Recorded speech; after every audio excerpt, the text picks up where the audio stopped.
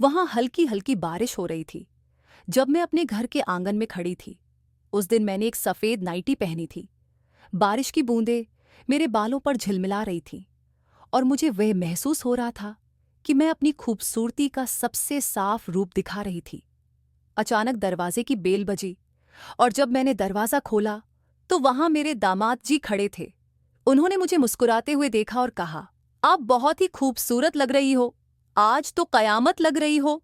मैं तो श्रम से पानी पानी हो गई थी। उस दिन मेरे पति और मेरे बीच अनबन चल रही थी। मैं उनसे खुश रहना चाहती थी, लेकिन मेरे पति मुझे वह संतुष्टि नहीं दे पा रहे थे। एक दिन मैंने उनके लिए उनका कमरा सजाया था और रात को जब पति के बजाय वहां मेरे दामाद जी आए, उन्होंने मुझसे कहा, मुझे उम्र के हिसाब से दो चीजें पता है और वह है आपकी खूबसूरती और आपका दिल। उन्होंने मुझे अपने पास खींच लिया और कमरे में सजाए गए फूलों के मुरझाने तक। उन्होंने मुझे आज जब मैंने घर का दरवाजा खोला तो मेरे पति की बजाय मेरे दामाद जी खड़े थे। मैं शॉर्ट नाइटी ड्रेस में थी और मुझे उम्मीद थी कि दरवाजे पर पति होंगे, लेकिन उनके बजाय दामाद जी थे। मुझे बहुत शर्म आई क्योंकि मैंने यह सोचकर अपनी बेहतरीन तस्वीर बनाई थी कि पति मुझे देखेंगे, लेकिन दामाद ने वहां पहुंचकर मेरे पति के लिए बनाई गई खाने की थाली उठा ली थी। उन्होंने मुझे अलग नजरों से देखा। मैं जल्दी से अपने कमरे में भागी, लेकिन उन्होंने मेरा हाथ पकड़ लिया। उन्होंने कहा, सासू माँ कहाँ जा रही हो? वह मुझे पानी दोगी? क्या मुझे शर्म आ रही थी और इसलिए मैं जल्दी से कमरे में चली गई थी। मैंने दामाद जी से कहा, तुम बैठो, मैं अभी आती हूं। मैंने अपनी साड़ी पहनी और फिर उन्हें चाय और पानी लेकर दिया। वे अभी भी मुझे वही नजर से देख रहे थे। उन्होंने पूछा, आज कोई खास बात है क्या? शायद मैंने गलत समय पर आ गया हूं। मैंने कहा, कुछ बात नहीं, सब ठीक है दामाद जी। सच कहूं तो मुझे दरवाजे पर तुम्हारे ससुर के आने की उम्मीद थी, लेकिन कोई बात नहीं। अतिथि देवो भव, इस बात से मैं भी खुश हूं। उन्होंने सब कुछ देख लिया था, तो उन्हें घर की बातें बताने में कोई बुराई नहीं थी। मैंने उन्हें बताया कि आज मैंने उनके एसएस के लिए एक छोटा सरप्राइज रखा था। उनके काम की वजह से वे घर पर समय नहीं बिता पाते हैं, इसलिए मैंने सोचा कि आज कुछ अलग करें। पति पत्नी की रुचि को ध्यान में रखते हुए हमें बीच बीच में सरप्राइज प्लान करना चाहिए। आज मैंने इंटरनेट पर एक नया आइडिया देखा और उसे आजमाने की कोशिश की, लेकिन तुमने समय पर आकर बिगाड़ दी। मैं अपने दामाद जी से बात कर रही थी कि अचानक ही मेरा पति अभिषेक घर आ गया। उसने मुझसे पहले ही वादा किया था कि वह 1 घंटे पहले घर आ जाएगा, लेकिन देर से आया। अगर वह समय पर आता तो दामाद जी को दरवाजे से ही वापस भेज सकता था। घर आते ही मेरे पति ने उसे गले लगा लिया। उसने मुझे देखा भी नहीं। मुझे गुस्सा आया क्योंकि उसने उसी समय वादा किया था। हॉल में बैठकर मैं सोच रही थी कि दामाद जी भी मेरी बगल में बैठे हैं। मेरा ध्यान उनकी ओर से हट गया था जब दामाद जी ने मुझे अचानक अपने हाथों में लिया। मैं चौंक गई थी क्योंकि मेरे मन में अभी भी विचारों की गहराई में डूबा हुआ था। दामाद जी के आगमन से मुझे डर लगा था। उन्होंने देखा कि मैं घबरा गई हूं और पूछा, आप यहां अकेली बैठकर क्यों बड़बड़ा रही हो? मैंने उनका हाथ पकड़ा और सीधे अपने कमरे की ओर ले गई। वहां उन्हें मैंने सजाया हुआ बिस्तर दिखाया। दामाद जी ने बिस्तर की तारीफ की। आपने बहुत अच्छी तरह सजाया है। मैंने उसे समझाने की कोशिश की कि मैं उसे क्या दिखाना चाह रही थी, लेकिन मुझे लगा वह मुझे समझ नहीं पा रहे थे। गुस्से में मैं कमरे से बाहर निकल आई और कहा, मैं तुम्हें सिर्फ बिस्तर नहीं दिखा रही थी। दामाद जी बोले, आपके चेहरे से मुझे सब कुछ समझ आ गया है। आपकी पसंद गलत निकली। वे अभिषेक के बारे में बात करते हुए बोले, ससुर जी का भाग्य अच्छा है कि उसे आप जैसी मिली है। दामाद जी ने मेरी सुंदरता की तारीफ की, जिसे सुनकर मेरा गुस्सा धीरे धीरे ठंडा हो गया। मैंने उनके साथ बहुत सारी बातें की और उन्होंने मुझे समझाया कि उनसे अपनी समस्याओं को साझा कर सकती हूँ। वे बोले, आप चिंता मत करो, मैं हूं ना। आपके लिए उनकी बात सुनकर मेरा मन हल्का हो गया और मैं अपने कमरे में वापस चली गई। अब मैं अभिषेक की ओर पीठ करके सो गई थी। अभिषेक अगले दिन भी जैसे हर दिन की तरह अपना खाना लेकर काम पर निकल गए। दामाद जी अभी भी घर पर ही थे। उन्होंने बताया कि उन्हें 10 बजे ऑफिस में जाना है। दामाद जी 30 साल के थे।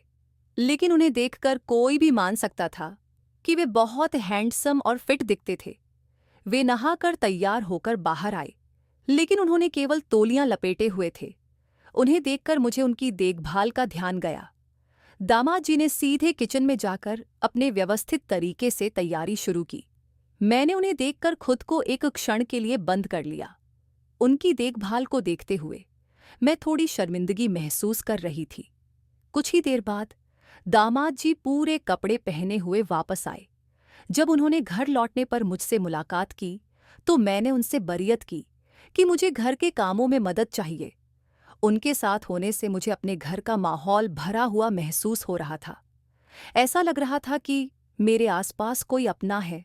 उस दिन दामाद जी ने ऑफिस जाने से पहले मुझे एक नया आइडिया दिया। उन्होंने मुझे कैंडल लाइट डिनर के बारे में सुझाव दिया। वे कहने लगे, सासू जी, कल मैंने जल्दी आकर आपका प्लान फैला दिया था। आज रात मैं थोड़ी देर से घर आऊंगा। अगर जरूरत पड़ी तो बाहर से खाना खा लूंगा। आप और ससुर जी अपना समय बिता सकते हो। मैं आप दोनों को डिस्टर्ब नहीं करूंगा। दामाद जी ने मुझे कैंडल लाइट डिनर के रोमांटिक बनाने के तरीके भी सिखाए थे। इसी बीच मैंने अभिषेक को फोन किया, लेकिन उसने मेरा कॉल नहीं उठाया। मैंने उसे टेक्स्ट मैसेज भी भेजा, जिसमें वह बस ओके ही कहकर जवाब दे दिया। शाम को तैयारियां भी की थी, पर अभिषेक ने दिन भर मुझसे कोई बात नहीं की थी। फिर भी जब उसने जल्दी घर आकर मुझे देखा, मुझे थोड़ा थका हुआ लग रहा था। मैंने उसके साथ डिनर किया, लेकिन बाकी चीजों के लिए मैं उससे फोर्स नहीं कर सकी, क्योंकि वह पहले ही मुझे थका हुआ लग रहा था। और वैसे भी वह मेरा ही पति है। उनसे जबरदस्ती करना या किसी भी चीज की जल्दबाजी करने की कोई जरूरत नहीं थी। उस दिन अभिषेक के साथ समय बिताने का आखिरी दिन नहीं था, इसीलिए उसे थका हुआ देखकर मैंने उसे कुछ नहीं कहा। उसे शांतिपूर्वक कमरे में सोने दिया और उसके सो जाने के बाद मैं किचन साफ कर रही थी, लेकिन मुझे नींद नहीं आ रही थी। किचन का काम करते करते मैं नीला गाउन पहने हुए थी। रात के 10 बजे थे। दामाद जी अभी तक घर नहीं आए थे। मुझे उन्हें फोन करने का सोच रही थी, तभी घर का दरवाजा खुला और वे अंदर आ गए। मैंने उन्हें खाने के लिए पूछा, लेकिन उन्होंने कहा कि उन्होंने खाना खाकर आए हैं। थोड़ी देर बाद उन्होंने अपने कमरे में चले गए। उसके बाद मैं भी अपने कमरे में जाकर सो गई। ऐसे ही दिन बीतने लगे। दामाद जी का ऑफिस का समय 10 बजे से शायद 5 बजे तक था। वे सुबह से शाम तक काम में मेरी मदद करते थे। जैसे वे मेरी मदद करते थे, वैसे ही मदद मेरे पति ने कभी नहीं की थी। दामाद जी के साथ मेरी बेटी शादी करके वह बहुत किस्मत वाली थी, इस बात में कोई शक नहीं था, क्योंकि वे हर चीज में परफेक्ट थे। एक दिन रात को मैं हमारे कमरे में अभिषेक के कपड़े देख रही थी। उसके कुछ शर्ट धोने के लिए निकाल रही थी। तभी मुझे उसकी पैंट की जेब से एक मुंबई का टिकट मिला। मैंने उससे पूछा, ये तुम्हारा कौन सा महत्वपूर्ण टिकट है? उसने कहा, हाँ, कुछ दिनों के लिए मुझे मुंबई जाना है। ऑफिस से मुझे यह टिकट मिला है। ऑफिस में पार्टी का आयोजन है और मैं मुंबई जा रहा हूँ। पार्टी की बात सुनकर मुझे लगा कि अभिषेक मुझे भी साथ लेकर जाएंगे। मैंने उसे कहा, अच्छा पार्टी है तो हमें कब निकलना है? उसने जवाब दिया, हमें यह तुम क्या कह रही हो? मैंने ने कहा, अभिषेक, पार्टी के लिए तुम मुझे भी साथ ले चलो ना। अभिषेक ने कहा, पार्टी ऑफिस के कर्मचारियों के लिए है, वह परिवार का कोई काम नहीं है, इसलिए मैं तुम्हें नहीं ले जा सकता। सपने देखना बंद करो। मैं ऑफिस के दोस्तों के साथ पार्टी में जाने का निर्णय लिया। इस बारे में बताते हुए अभिषेक ने एक पल में मेरी खुशियों को कम कर दिया था। अगले दिन वह मुंबई जा रहा था और 4 दिनों तक वहां रहेगा। उसने कहा कि पार्टी 3 दिन की है, लेकिन 4 दिनों तक उसके मुंबई के ऑफिस में काम है। जब वह गया तब मैं अपने दामाद जी के साथ घर पर अकेली थी। उसी समय दामाद जी के ऑफिस में भी पार्टी थी। उन्होंने मुझे अपने साथ अपने ऑफिस की पार्टी में ले जाया। एक और मेरे पति थे, जो मुझे कहीं भी ले जाने के लिए तैयार नहीं थे।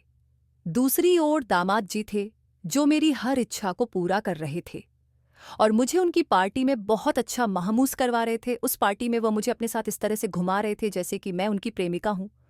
पार्टी के शुरू होने से पहले वहां एक अवार्ड फंक्शन भी था, जिसमें दामाद जी को बेस्ट परफॉर्मेंस का अवार्ड मिला था और उन्होंने अवार्ड स्वीकारते हुए भी मुझे अपने साथ स्टेज पर ले गए थे। उस रात पार्टी से घर लौटते समय मैंने उसे पूछा, दामाद जी, तुमने मुझे पार्टी में क्यों लिया था? उसने मुझसे कहा, सासू जी, आप बहुत सोचती हो। पार्टी सिर्फ कर्मचारियों के लिए नहीं होती, हमें अपने परिवार को भी साथ लेना चाहिए। मुझे उसका जवाब समझ में आया। जब मैं अपने कमरे में कपड़े बदल रही थी, मेरे ड्रेस का हुक खुल नहीं रहा था। अभी से भी घर पर नहीं था और मैं किससे मदद मांगूं? ये सोच रही थी कि तभी दामाद जी मेरे कमरे में आकर मेरी मदद करने आए। वह मेरे ड्रेस का हुक खोल दिया और कमरे से चले गए। थोड़ी देर बाद मैं बाहर आई और उससे पूछा, दामाद जी, क्या प्रॉब्लम हुई? उसने मुझे हंसते हुए कहा, एक तो गर्मी बहुत बढ़ गई है सासू जी, और इसी बीच मेरे कमरे का एसी बंद हो गया। अब रात भर मैं एसी के बिना कैसे सोऊंगा? घर में सिर्फ 2 ही एसी थे, एक मेरे कमरे में और एक गेस्ट रूम में। दामाद जी गेस्ट रूम में सोते थे। जब उन्हें पता चला कि मेरे कमरे का एसी खराब हो गया है, तो मुझे उन्हें अपने कमरे में सोने के लिए ना पड़ा। उस रात दामाद जी मेरे कमरे में मेरे बिस्तर पर सोए थे और अभिषेक की जगह उन्होंने ले ली थी। मुझे रात भर नींद नहीं आई और मैं बहुत असहज महसूस कर रही थी।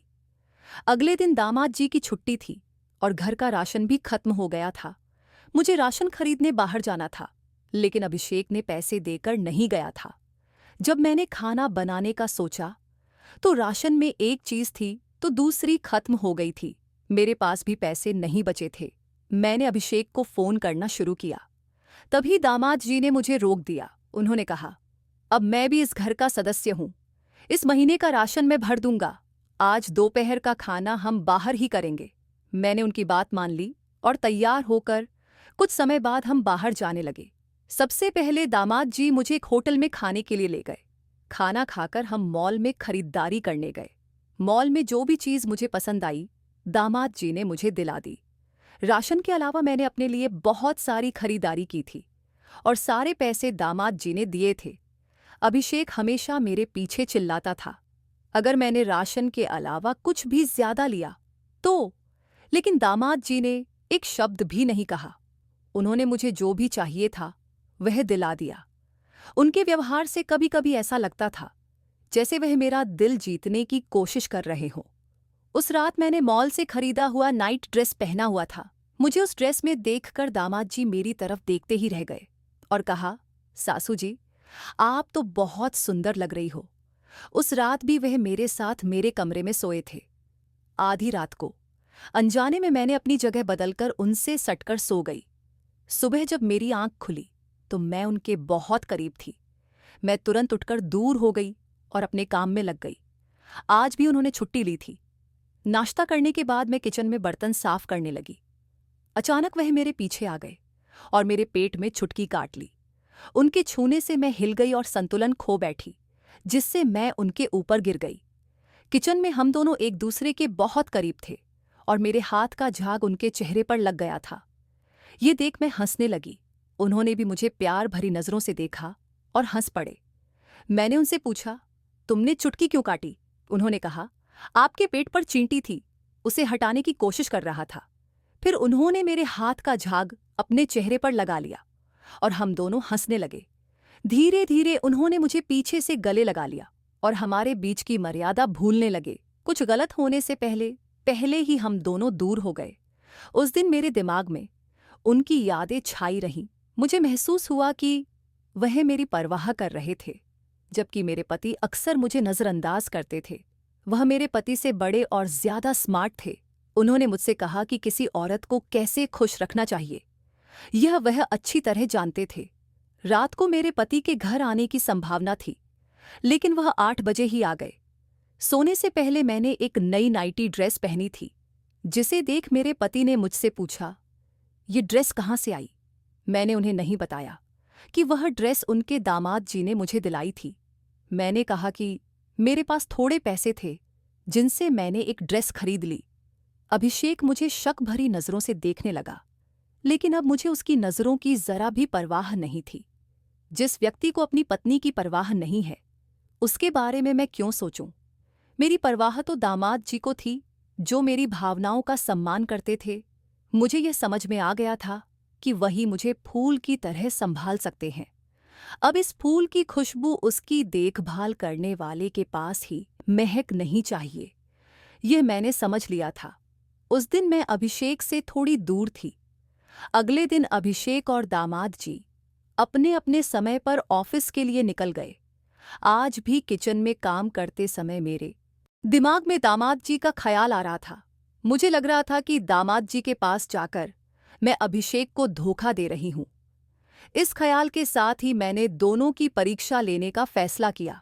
मैंने दामाद जी और अभिषेक को संदेश भेजा कि मेरी तबीयत बहुत खराब हो गई है।